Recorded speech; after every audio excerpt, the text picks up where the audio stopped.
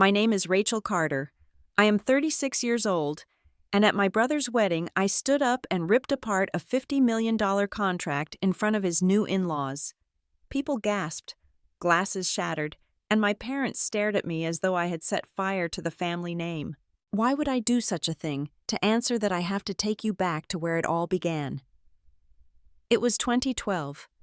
A spring evening in Portland, the kind where the sky could not decide whether to clear or weep. Drizzle slid down the windows of my small shop, Carter's Corner, the neon glow from the streetlight outside flickering across the wet pavement. The wooden sign I had painted by hand swung in the damp wind, creaking with each gust. Inside, the smell of cleaning solution still clung to the shelves. My hands were raw from scrubbing my body heavy from another 16-hour day. I sat behind the counter counting coins into a small tin, each quarter landing with a weight that reminded me of how close rent loomed. I had opened with hope, but reality had been merciless. A couple drifted in, browsed, and left with a single bar of lavender soap. An old man bought a pack of candles. Two teenagers laughed openly, their voices bouncing off the walls like cruel bells. I smiled at each one even as my stomach nodded. Friends who visited did not come to support me but to smirk, their voices dripping with doubt. "So small, Rachel. How will you ever keep this open?" One man clapped me on the shoulder and said, "It's cute like a hobby shop. But hobbies don't pay the rent." Their laughter lingered long after they were gone, heavier than the hum of the refrigerator. That night when the shop was empty, headlights cut through the drizzle. A sleek black truck pulled up polished and loud against the tired bricks of my store. My brother Daniel stepped out his shoes, striking the pavement with confidence. He leaned against the hood, arms folded, a smirk tugging at his lips. He looked around, slow and deliberate, taking in the chipped paint, the empty lot, the lonely sign swinging above me. Then he laughed, sharp and merciless. "Look at her tiny store," he called out. "Rachel, do you really think this little box will turn into something? This is smaller than Dad's garage. You think this is a business? It's a joke." His words sliced deeper than the cold rain. I pressed my palms flat on the counter nails, biting into my skin. I wanted to shout, to say that, yes, it was small now, but one day it would grow. Instead, I forced out a brittle laugh. "Maybe it's just a start," I said quietly. "Maybe one day it will surprise you." He shook his head, slid into his truck, and revved the engine. Water splashed onto the curb as he drove away, his laughter echoing down the street long after the taillights disappeared. I stood frozen in the silence that followed, my chest tight. Daniel had inherited Powell & Carter, our father's construction company. He had offices, titles, and workers. I had shelves of handmade candles and scarves. To my parents, his life was legacy, mine a betrayal. Why work for pennies, they asked, when you could join the empire? Carter's Corner to them was not a business. It was a phase. But I had not chosen this path to rebel. I had chosen it because I wanted something of my own, something not handed down by Daniel or our father's name. On nights like this, though, that belief hurt more than it healed. The shop smelled of bleach, my ledger whispered of debt, and my reflection in the window showed a pale, tired face that looked too much like defeat. I whispered into the empty street one day, this little shop will grow into something that silences you all. My hand pressed against the cool glass, rain trickling between my fingers, my vow hidden in the quiet. When I locked up, the sign above me creaked again in the wind. Fragile as it looked, it was mine. Every nail, every scratch, every coin counted in that tin. I walked to my car, rain clinging to my coat, Daniel's laughter still burning in my ears. Let him laugh. Let them all laugh. I would carry every smirk, every word of doubt like fuel. As the engine sputtered to life, I glanced in the rearview mirror. The little shop looked small, almost pitiful against the wet street, but inside me something burned steady. I whispered again, firmer this time.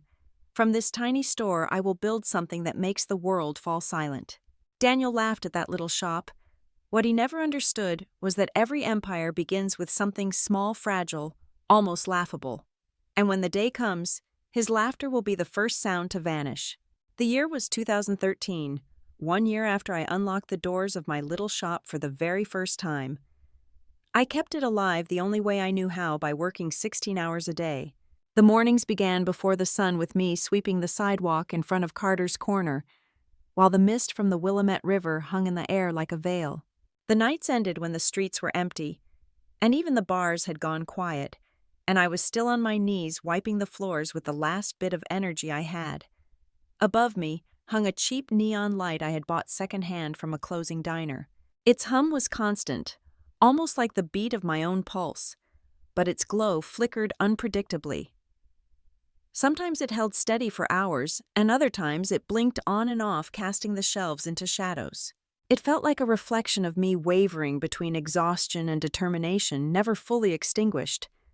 I had given it a name in my mind, the light bulb in the dark. A fragile reminder that even the smallest spark could keep despair from swallowing everything. One chilly afternoon, I was unpacking a shipment of handmade crafts from a native artist I had met at a local fair. The colors of the pottery and the textures of the woven baskets made the shop feel warmer or more alive. I was hopeful that these items might attract more customers than the modest collection of books and trinkets I had started with.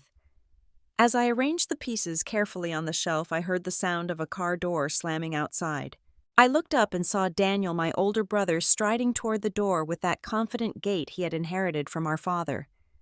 His tie was loose, his suit jacket unbuttoned, but his posture radiated entitlement. He didn't come in with a smile of support or even a polite hello. He walked to the counter, his eyes sweeping the shop the way someone inspects a fixer-upper house, already noting its flaws. He chuckled under his breath before speaking. "Rachel, why don't you stop wasting your time here and come work with the family business?" His voice carried a mix of amusement and disdain. "This little store can't even pay for your rent, let alone your future. Look at that light above you, blinking like it's on its last breath.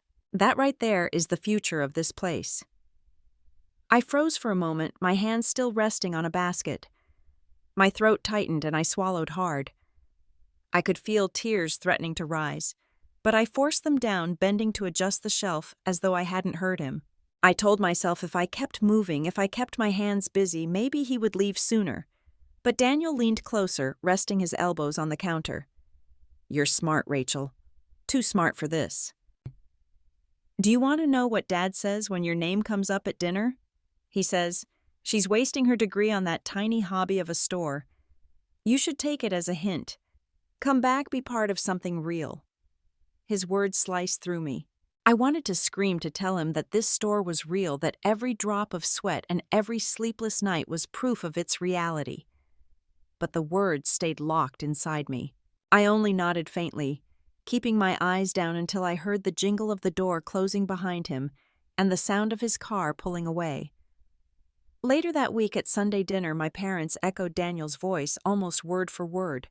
My mother placed a dish of green beans on the table and sighed, "Rachel, honey, who's going to buy things from a tiny shop like yours? You're burning yourself out for nothing. You have a college degree. Why not use it for something practical?" My father added with his usual finality. "Join us at the company. Construction builds a future. That shop of yours is just passing time." I chewed my food silently, the weight of their disapproval pressing against my chest like a stone. I was surrounded by my family, yet I felt utterly alone.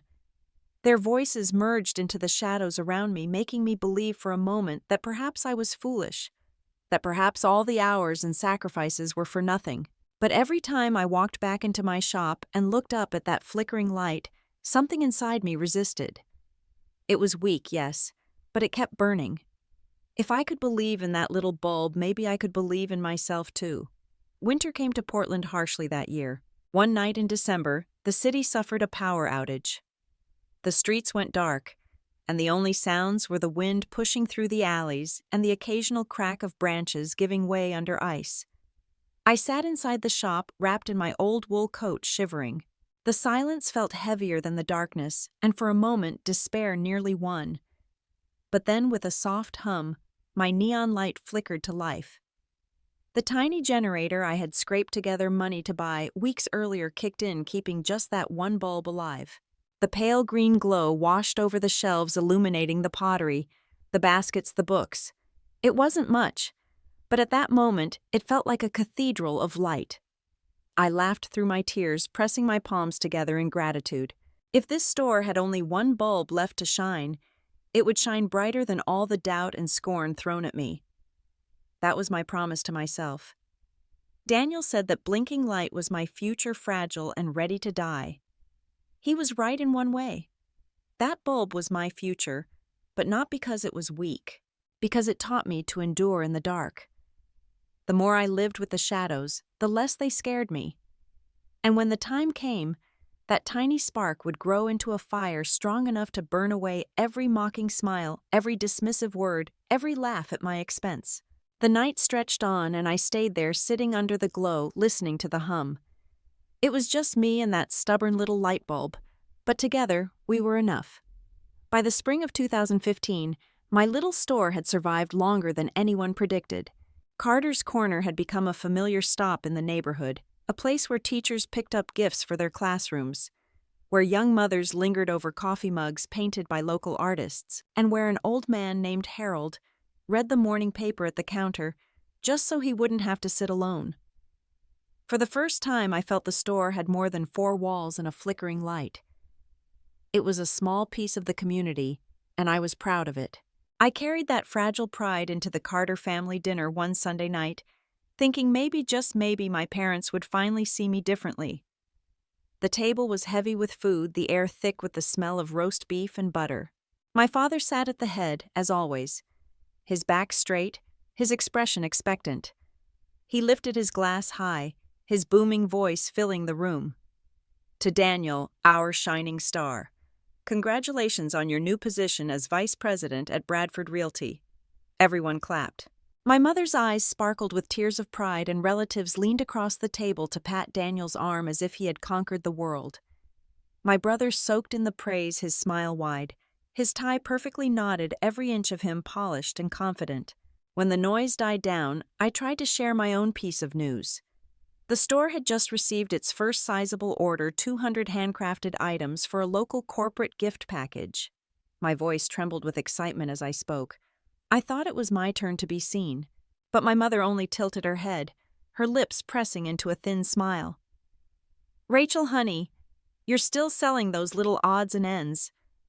When are you going to get a real job? Daniel is moving up so fast you should take a lesson from him. Her words clattered inside me like glass breaking. I forced a smile, but my hands went cold. I tried again, pushing forward, explaining how the order could lead to bigger opportunities, how the shop was slowly building momentum. But before I could finish, my father cut me off with a dismissive wave. 200 items.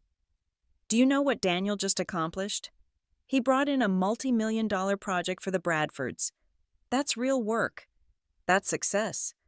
The sound of his spoon hitting the edge of his glass was sharper than thunder in my ears.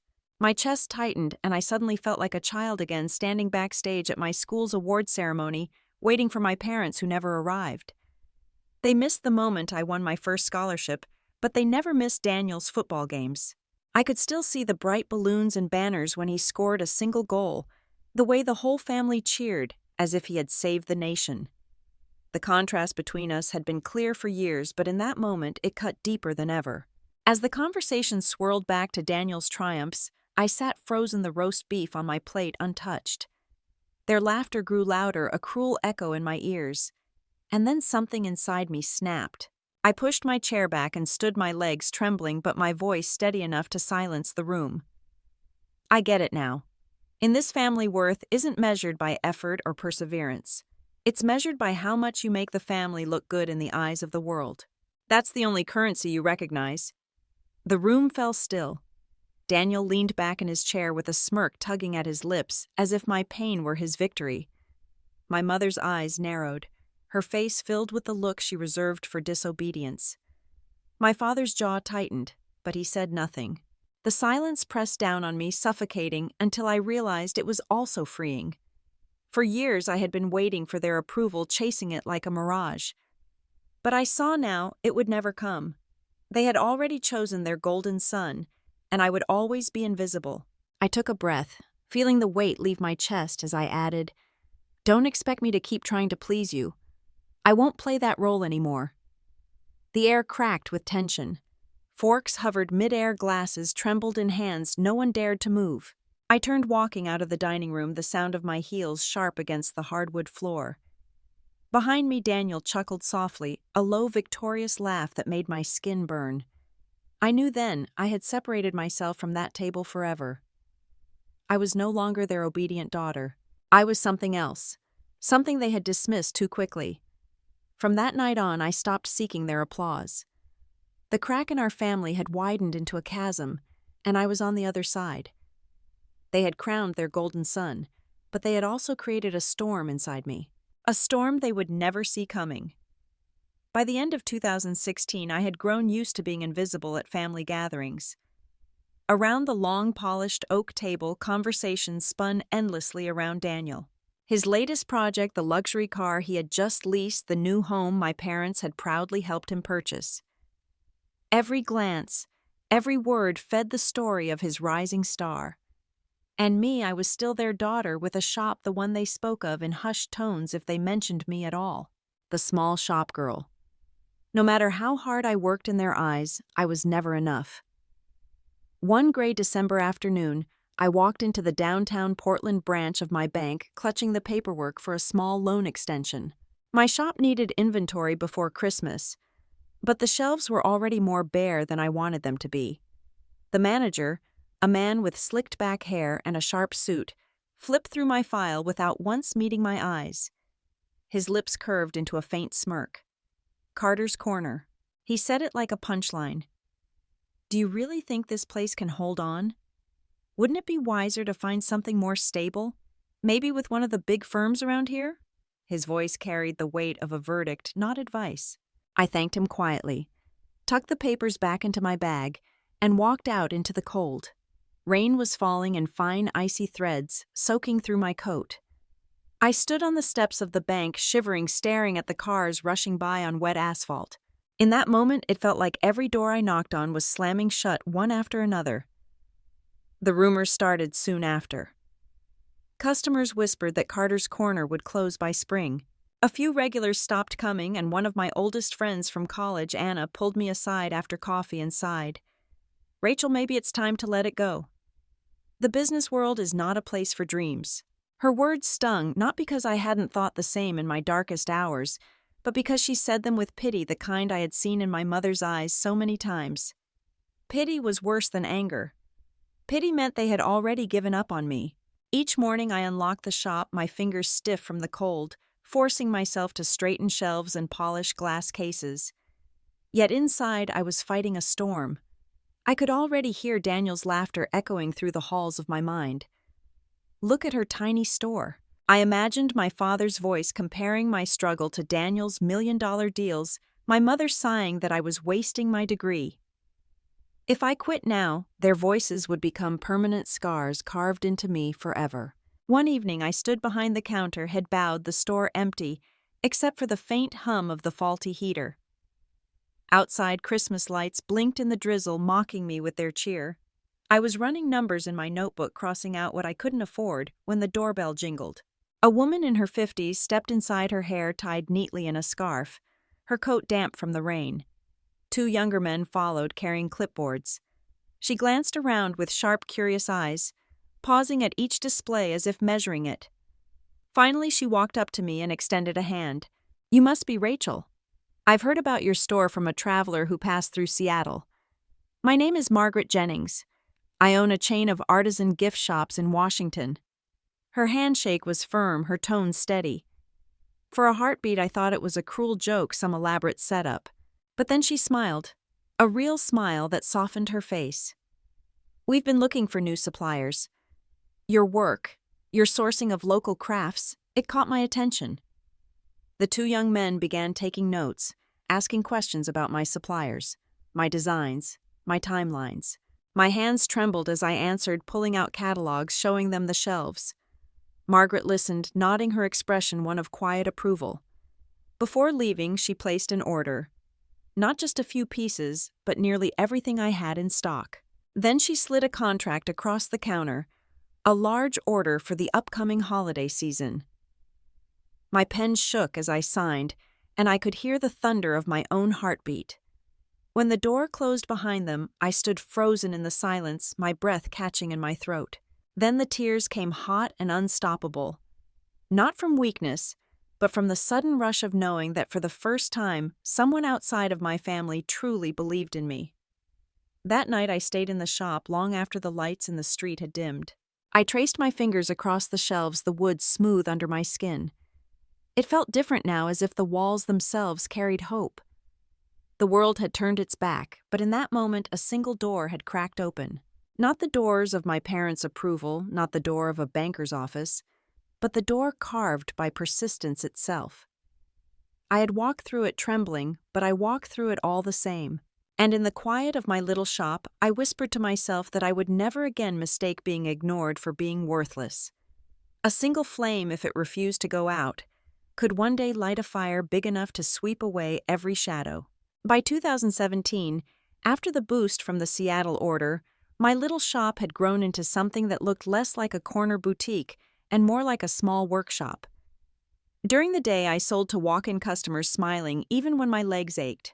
At night, I worked alongside 2 part-time artisans I had hired, sanding, wood-wrapping candles, and labeling jars until the early hours. The windows of Carter's Corner glowed long after the rest of the block went dark, my lights burning until 3 in the morning. The glow was dim, but to me, it was defiance.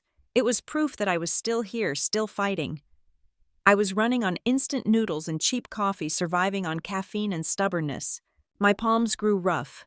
My back stiffened. My shoulders ached as if carrying the weight of something far heavier than boxes. But every morning when I opened my email, there was another order. First Seattle, then smaller stores across Oregon, and soon requests from California. The invoices piled up in thick stacks on my desk. I would stare at them, not knowing whether to laugh at the success or cry at the cost of it. Meanwhile, Daniel's face appeared everywhere. In glossy local magazines, in real estate newsletters, in smiling Facebook posts, my parents shared with relatives. He was the golden son, standing in front of the Powell family's new projects, his suit sharp, his smile dazzling. Each article called him the heir to my father's empire. Each photo seemed to echo what my parents had always believed: Daniel was the future.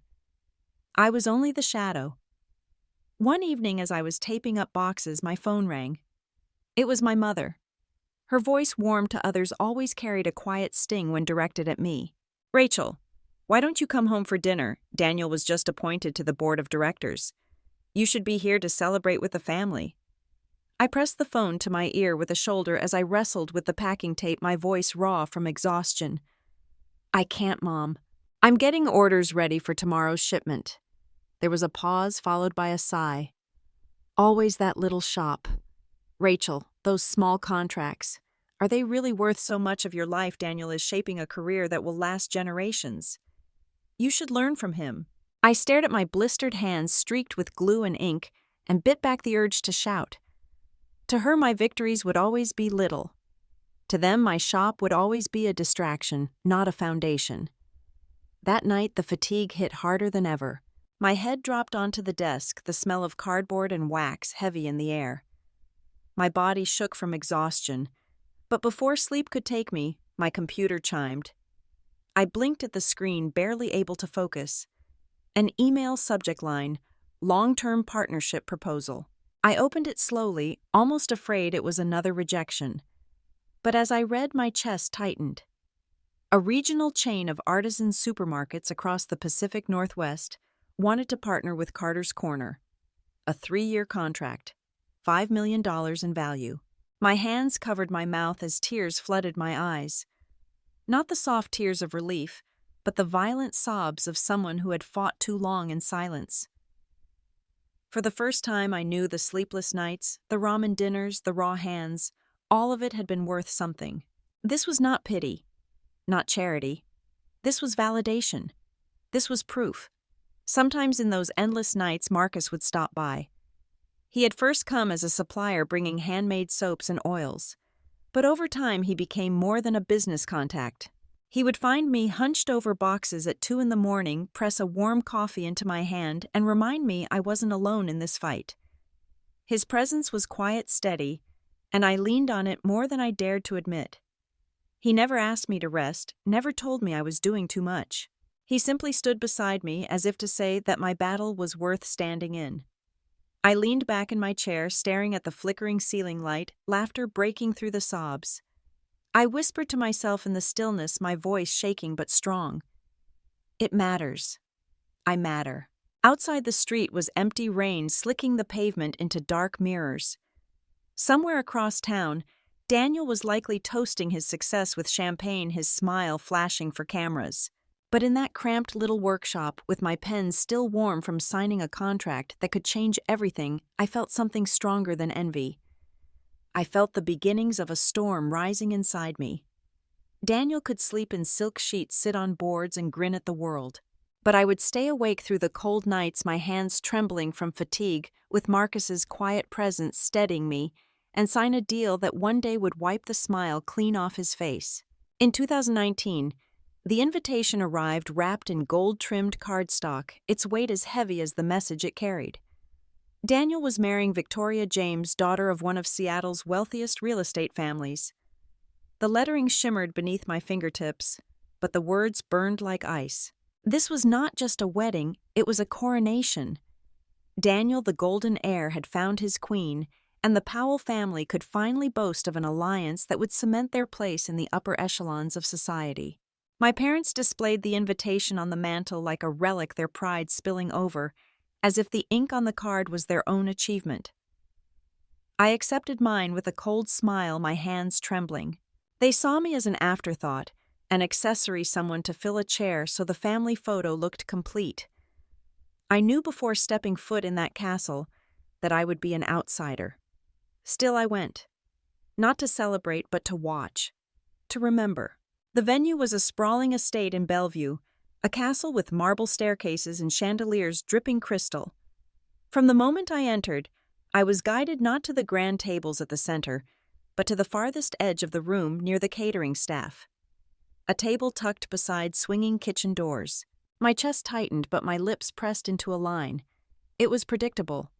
Around me, whispers floated like gnats. That's Rachel, right? The one with the little shop. Still hanging on to that, I forced myself to hold their gaze for a moment before turning back to my glass of water. The sting of humiliation was old familiar. When Daniel took the microphone, he looked every bit the king my family imagined him to be. His tuxedo was sharp, his bride radiant in lace, his smile wide and practiced. He raised his glass high, his voice rich with confidence. Thank you all for joining us tonight. My family has stood strong in real estate for generations. And of course, every one of us has chosen the path of greatness. Well, almost everyone. The pause was deliberate. His eyes flicked toward me, his grin curling at the edges. Some still cling to small shops, believing they'll go somewhere. A ripple of laughter rolled through the hall, bouncing from chandelier to chandelier.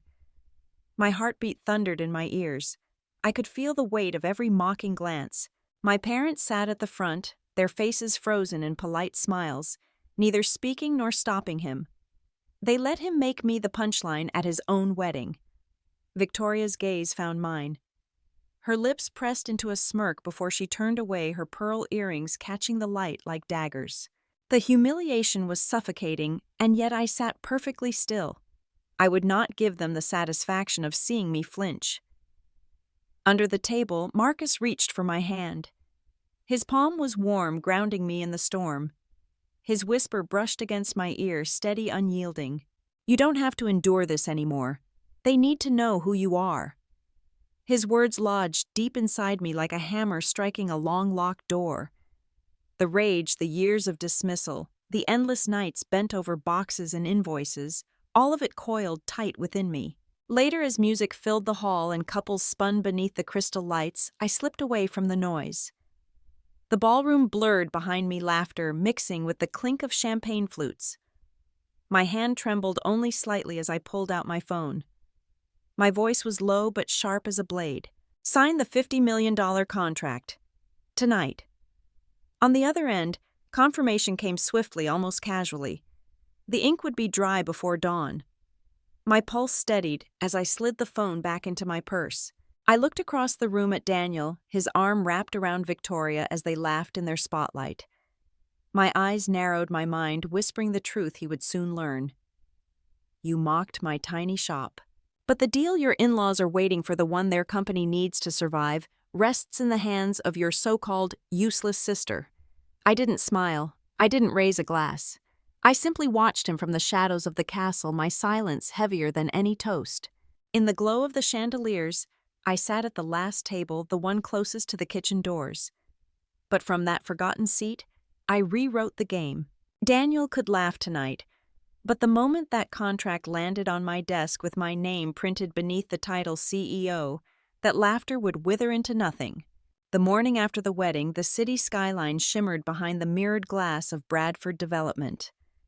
The tower rose like a monument to arrogance, every pane reflecting Daniel's dream of dominance. He boasted about this place at every holiday dinner. One day he said this would be his empire.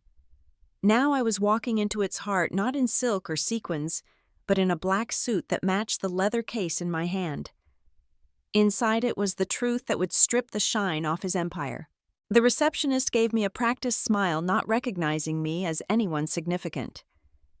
She buzzed me upstairs where a conference room awaited. The air was heavy when I entered. Daniel sat at the head of the polished oak table, Victoria beside him, her diamond ring catching the light. Richard Bradford. Her father leaned forward, his jaw tight, impatience practically steaming from his skin. Papers were spread before them, but the space at the center of the table was bare waiting. Richard's voice cut through the tension, sharp and clipped. Daniel, where is the Nexus Enterprises contract? I want it signed today. Daniel shifted in his chair, tugging at his cufflinks with forced ease. Dad, it's handled. Just waiting on final signatures. Nothing to worry about. The lie hung thick. His eyes darted to me, confusion flickering when he noticed the case in my hand. I said nothing. Instead, I placed the leather case on the table and clicked it open. The sound echoed in the silent room. Inside lay a stack of contracts, crisp and unmistakable. At the top, the bold logo of Orion Global gleamed. For a moment, nobody moved. Richard's brows furrowed, leaning closer to read. Daniel's face drained of color as if the blood had abandoned him all at once. His lips parted, trembling. Why is your name on the CEO line? His voice cracked on the last word. I lifted the contract, sliding it across the table so the letters faced him clearly. My tone was calm, but every word sliced clean through the room. Because I built Orion Global. That tiny shop you laughed at, that was the seed. The one you called pathetic. The one you said would collapse before it saw a second season. That shop grew into this. And now the contract your wife's family depends on sits under my name. Victoria's manicured hand flew to her mouth, her eyes wide disbelief written across every line of her face. Richard's knuckles whitened as he gripped the edge of the table, his voice low and seething. Daniel, did you know about this? Did you know she was behind Orion? Daniel stammered, his composure unraveling. Rachel, you can't do this. This is business. This is my future. My laugh was cold, void of warmth, the sound of years of humiliation finally finding release. My future, Daniel. You mocked me at your wedding. You turned me into a joke in front of 500 people. You told the world I was nothing but a girl with a tiny store. Now read the page again. Look at the title. CEO Rachel Carter. The sound of paper shuffled as Richard snatched the contract, flipping through page after page, each signature already in place. The silence was punctuated only by the rustle of documents, each one a knife slicing deeper into Daniel's carefully woven illusion. Victoria finally spoke, her voice high and tight. This has to be some mistake. Orion can't be hers. Everyone knows she runs a shop, not a corporation. I turned to her, my gaze steady.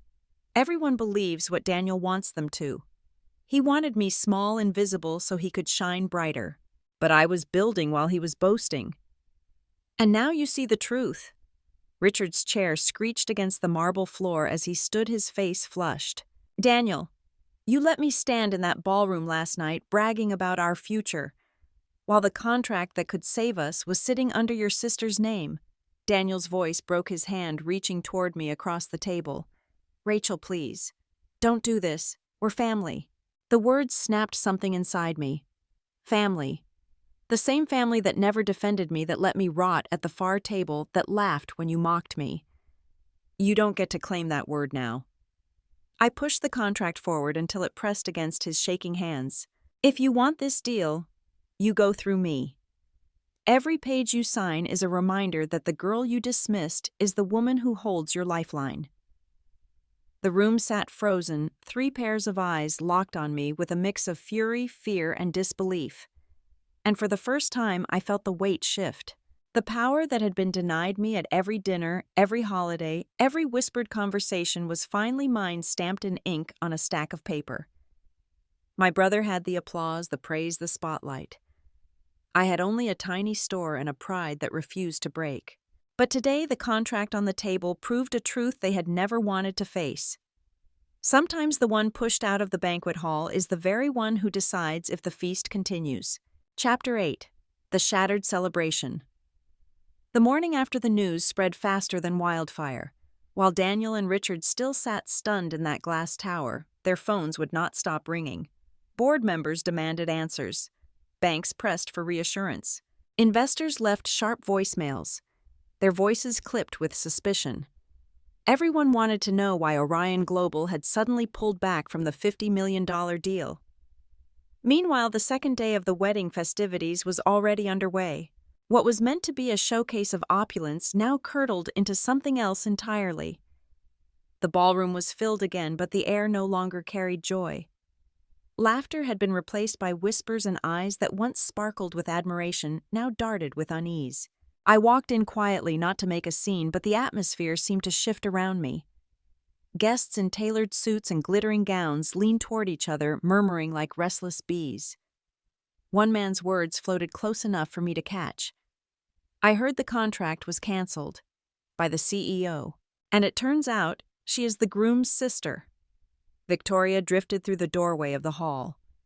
Her face was pale beneath flawless makeup, her jeweled gown trembling with every step.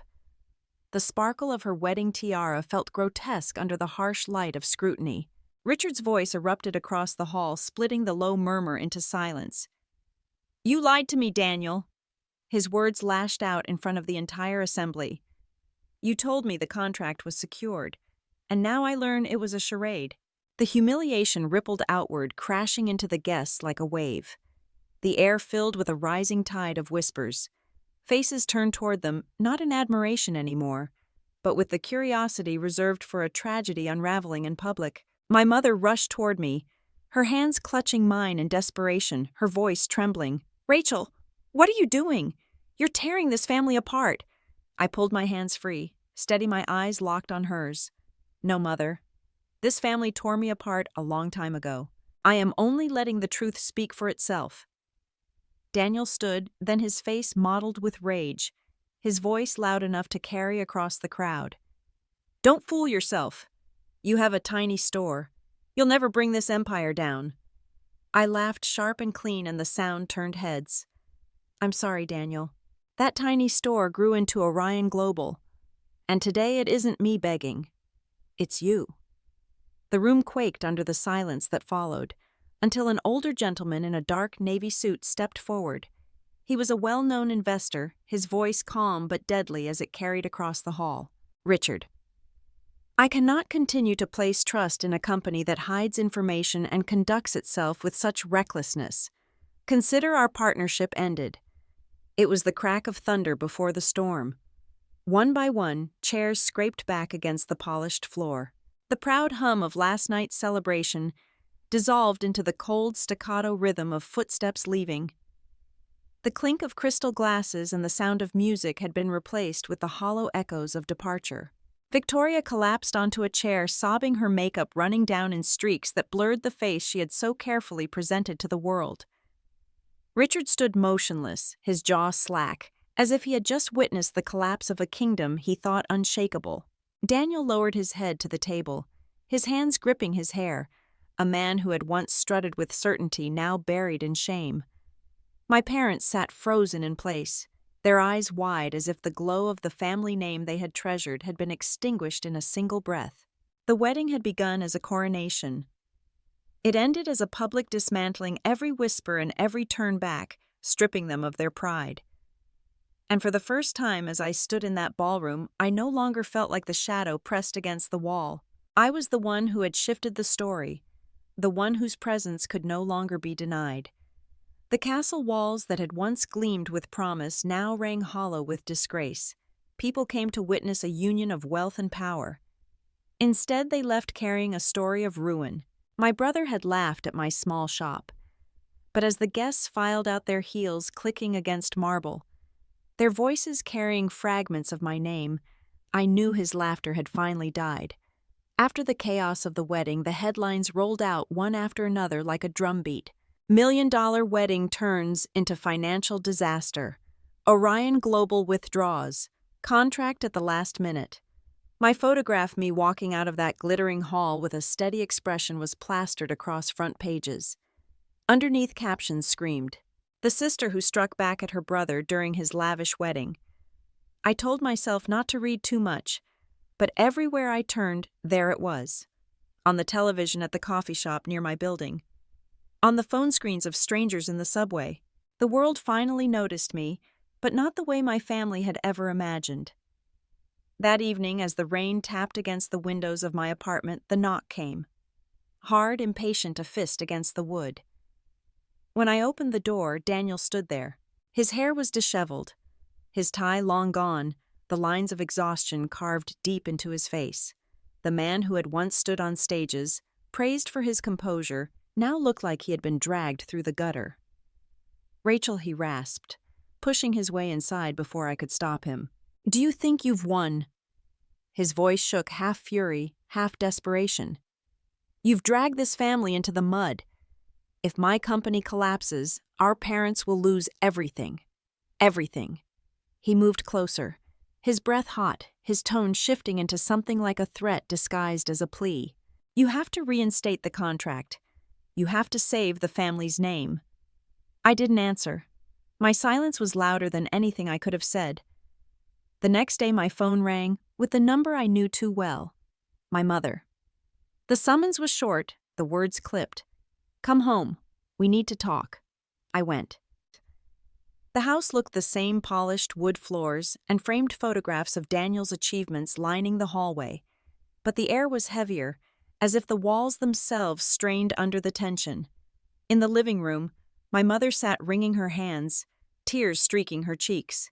My father stood over the coffee table, his fist slamming down so hard the glasses rattled.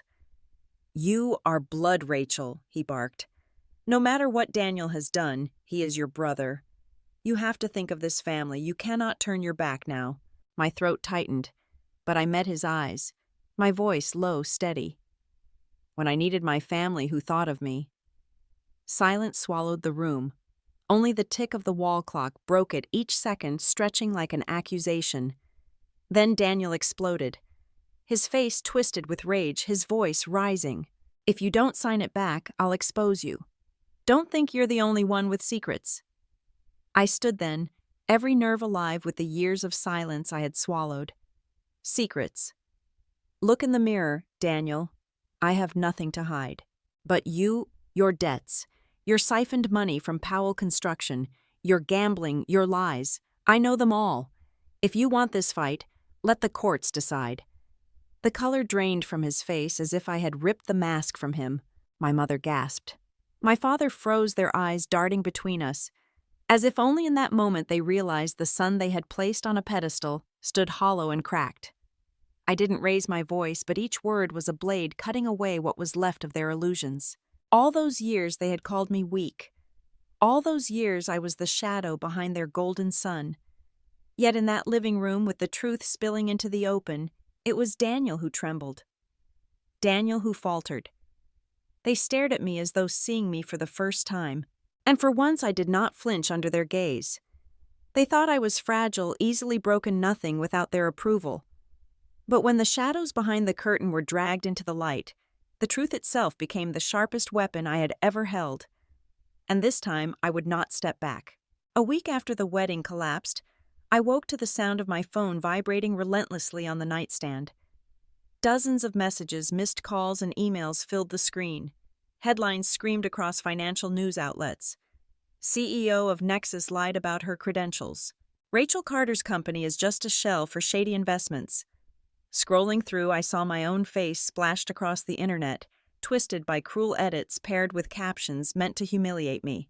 Some photos had my eyes blacked out, others plastered the word labeled with the word fraud in big red letters in red letters. The smear campaign was too precise, too personal. There was only one hand guiding it: Daniel's. By afternoon, a courier delivered a thick envelope to my office. The seal of a prestigious New York law firm glared at me in heavy ink. Bradford Development and Powell Construction were filing a lawsuit against Nexus, accusing us of intentional interference and sabotage of their contract. I sat with the letter in my hand, the weight of it pressing down on my chest. Minutes later, my phone rang again. My mother's voice trembled through the line. "Rachel, why are you doing this?" she asked, her words breaking with tears. "Daniel told us you're trying to destroy him, destroy the family. If this goes to court, our name will be dragged through the mud." For a long moment, I couldn't answer. Her voice reached a part of me that still longed for acceptance, for a trace of warmth. But the chill in my chest was stronger. I had been left in the cold for too many years to let guilt pull me back into silence. That night, I called a meeting with Nexus's executive team and my legal advisors. The room buzzed with quiet anticipation, the glow of city lights reflecting off the polished table. I stood at the head, gripping the edges, steadying myself. "We are not playing defense anymore," I said. "We go on the attack." I pulled out a folder I had kept hidden for years, the evidence I had collected in silence while Daniel's empire grew on sand.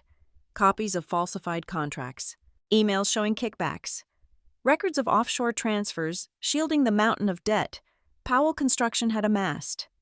One of my attorneys, a gray-haired man with sharp eyes, flipped through the documents and exhaled. "These are damning. Once this goes public, Powell Construction won't just lose investors. They'll lose their entire standing in the market." The decision was made. I had been patient long enough. The very next morning, I stepped up to a podium crowded with microphones. The press had gathered after whispers of a statement, but they expected denial, excuses, maybe tears. Instead, they got the truth. "Yes," I began, my voice steady, "I was the one who pulled the contract from Powell Construction. And here is why." I held up the documents for the cameras. Proof of embezzlement. Trail after trail of money siphoned away to foreign accounts. Fake valuations inflated to trick investors. My words echoed off the walls, firm and deliberate. This is not about family grudges. This is about integrity in business. Powell Construction has deceived partners, clients, and regulators for years. Nexus will not be part of that deception. The room erupted. Reporters shouted questions. Cameras flashed, the hum of voices rising into chaos. And there, on one of the monitors lining the wall, I caught a live feed. Daniel's face, pale and tight, watching from wherever he was. For the first time, the confidence was gone, replaced by sheer terror. I didn't need to gloat. The truth was louder than any revenge speech I could deliver. That evening, as the coverage spread across every major outlet, I stood by my office window overlooking the river. The city pulsed with light, but inside me there was calm, a stillness I hadn't felt in years. He thought he could bury me in mud, but he forgot I knew where his secrets were buried, and I was no longer afraid to dig them up.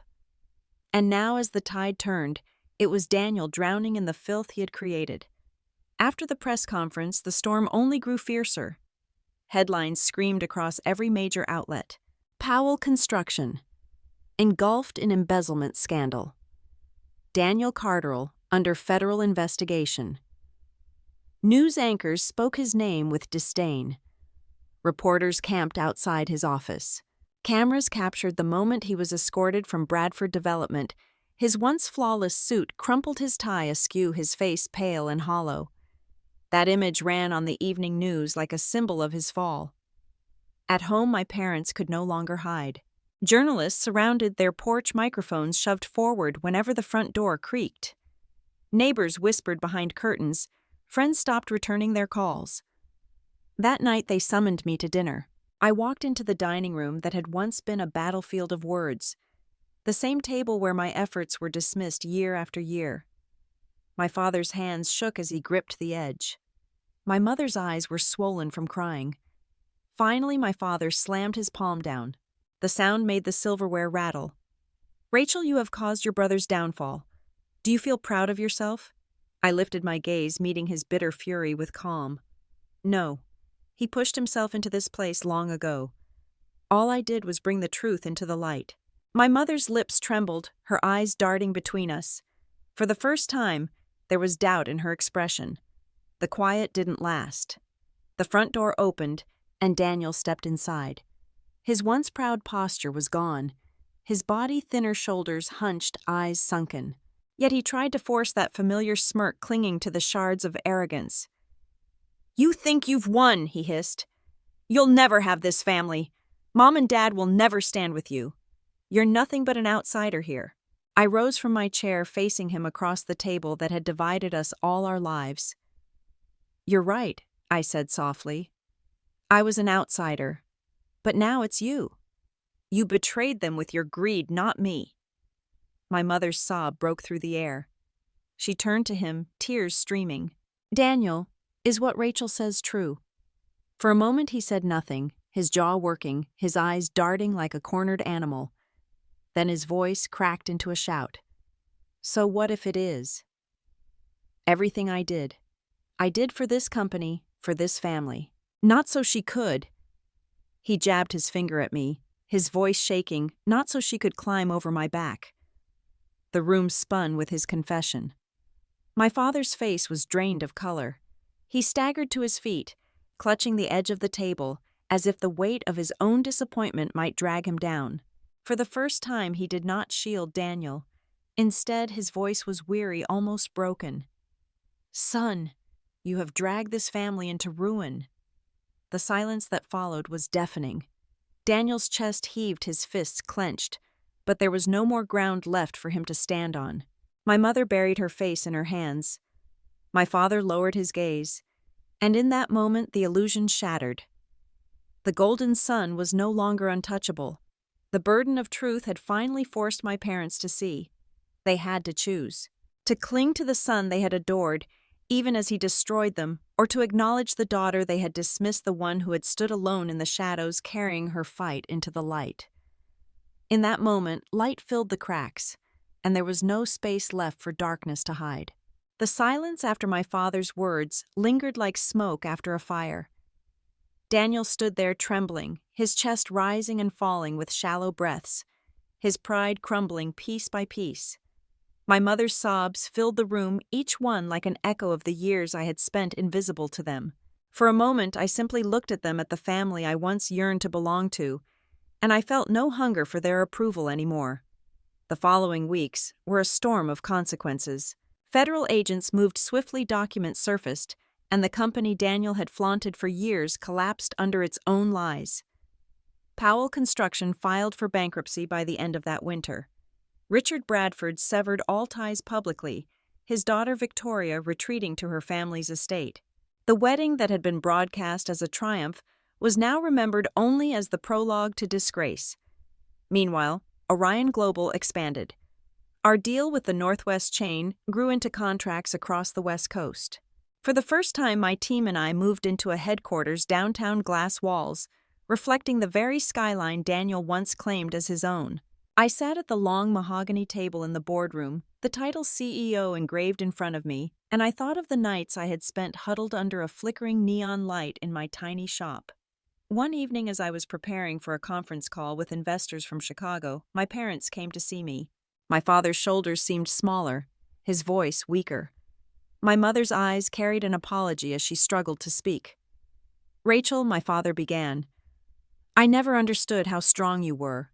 We put all our faith in Daniel, and it blinded us." His voice cracked, and for the first time I saw regret in his eyes. Not disappointment aimed at me. I listened quietly, letting the weight of his words settle. My mother finally whispered, "We are proud of you." I should have said it years ago. The part of me that had longed for those words felt the sting of them arriving so late. But I also felt a calm acceptance. I did not need their pride anymore to validate who I had become. I nodded gently, offering them a small smile. Thank you, I said. That is enough. Daniel, however, did not come. He vanished from the city, leaving behind debts, broken promises, and whispers of what might have been. Rumors said he tried to start over in Nevada under another name. To me, it no longer mattered. His path was his own, carved by choices he refused to change. On the day I was officially recognized by the state as one of the top female CEOs under 40, I walked into my office earlier than usual. The city was still half asleep, the streets below glistening from rain. I placed my hand on the back of the leather chair at the head of the table. The chair I had earned not by inheritance, not by favoritism, but by every sleepless night, every scar on my hands, every moment of humiliation I had endured and turned into fuel. I sat down slowly, the weight of the chair pressing against me like a crown that finally fit. In the quiet hum of the office, I whispered to myself they laughed at my little shop. Now they know what it was built for. Looking back, I realized revenge had been the spark, but justice and dignity were the flame that carried me forward. I had not only reclaimed my place in the family's eyes, I had built something larger than all of us, something that no laughter could diminish. If there is one lesson my journey carved into me, it is this: never let the voices that belittle you decide who you are. Even the smallest light in the darkest room can grow into a fire that changes everything. And as I sat in that chair, the city spread out before me, I knew the storm was finally over. If you have ever been underestimated, mocked, or pushed aside, I hope my story speaks to you. Tell me in the comments what moment in your life became your turning point. And if you want to hear more stories of strength, betrayal, and justice, stay with this channel. There are many more